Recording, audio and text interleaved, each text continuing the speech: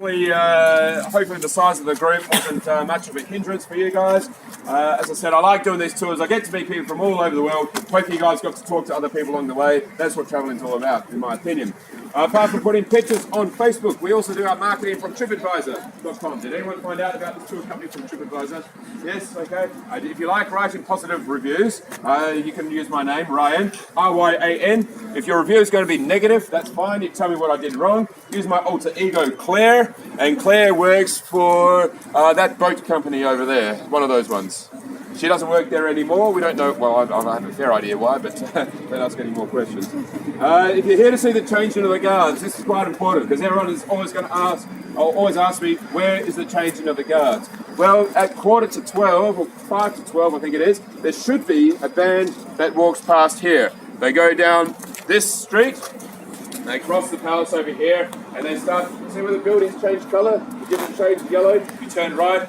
At the back of the palace there is a quadrangle and there the actual ceremony takes place. You can wait here to 5 to 12, see if they walk past, take a picture, it's pretty cool. The current king doesn't live here, he works here. We know he's working hard today because that specific flag of Sweden is flying high in the flag mast. But he lives in a smaller house, what he calls it a house, I call it a palace. It's called Drottningholm. It's a very nice half-day trip just to the east of the city. Pretty cool. The current king, King Carl XVI Gustaf, he descended from the person who in 1810, the House of Nobility decided to take over the job of King of Sweden. I just told you the choice was, does Sweden make an alliance with A, Russia, B, France? The nobility decided to side with the French. So a delegation of the nobility, they go down to Paris. They spoke to Napoleon. Hello, Napoleon. Oh, sorry. Hey, Napoleon. Sorry about starting wars with you 12 months ago. Do you have anyone in your army that would be good enough to become King of Sweden?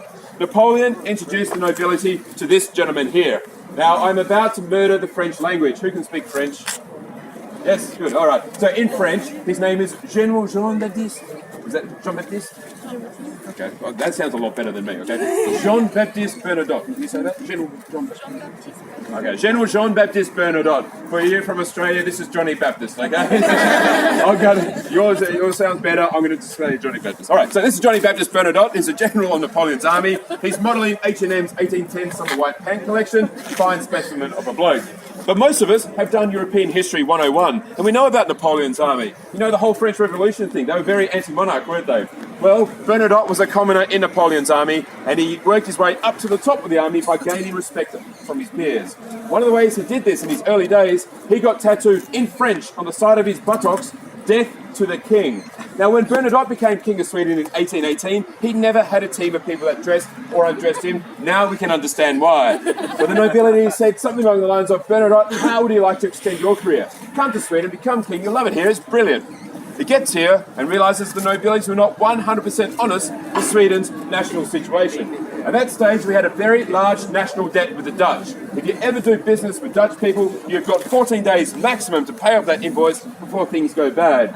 There was a catch. As I said, there's always a catch. The catch was that Bernadotte had to pay the Dutch out of his own pocket. It took him 8 years for him to clear off the debt. 1818, pays off the Dutch. 1818, he then officially became King of Sweden. But he did see this for a stepping stone for his career. He wanted Napoleon's job. Him and Napoleon never saw eye to eye. Napoleon was engaged to this lady. Bernadotte thought it would be a smart idea to start an adulterous affair with Napoleon's fiancée. Not the smartest idea ever conceived in history. Finally, history will go on to say that Bernadotte never left Sweden. He stayed here and had kids, who had kids, who had kids, who had kids, who had kids, so the current king. That means every single official male person in the Swedish royal family today has some sort of French blood running through his veins. But the only official male person in the Swedish royal family today with 100% Swedish blood in his veins, we met him earlier, his name's Daniel, and Daniel used to be a gym trainer. There we go. And I like finishing on that story for one reason and one reason only. I don't know if I said it at the start, I was a bit flabbergasted really, but one of my favourite sayings is, I think it is funny how life works out. My life, your life, all our lives, I think it's pretty bloody hilarious. Prince Daniel's life was pretty funny. One day he's sitting in the gym, he's pumping weights. The next day he's in the Swedish royal family. You'd be like Alfred Nobel. You read this death notice on yourself, you change that perception, you create the Nobel Prizes, something that we still strive to achieve 117 years later. Or you could be like Greta Garbo. She is my favourite person of Stockholm in the 20th century. Very poor Swedish girl. The poor people were kept on that island in the distance, the rich people on this island. The only sort of separation in society. Very poor Swedish girl. She beat 55 other very rich applicants for a job to work behind the counter.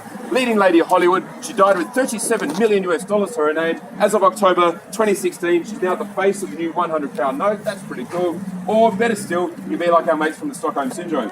Yes, you leave work 6 days later, you've got awesome overtime, you have a scar around your neck, but at least you have friends for life. Always had the good or the bad.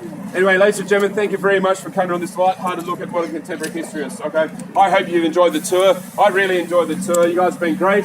Check out our other tours. Old Town, 1 o'clock, where we started. Sodermalm, 3 o'clock, on that other island over there. Okay, thank you very much. You guys have been great. Give me a round of applause if you liked it. Thank you.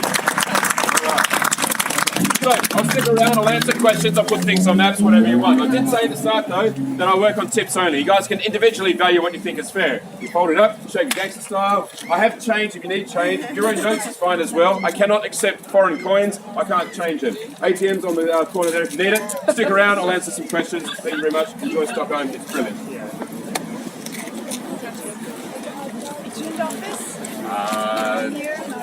Not far from here. So near Central Station. That's probably the best one to go to. Yes. But I accept the cruise. What is? Meatballs. This one. Thank you very much. Cheers. Did you enjoy that? Gracias. Yeah, if you want, mate. Cheers. Thank you, buddy. Did you enjoy that? Nice one. Cheers.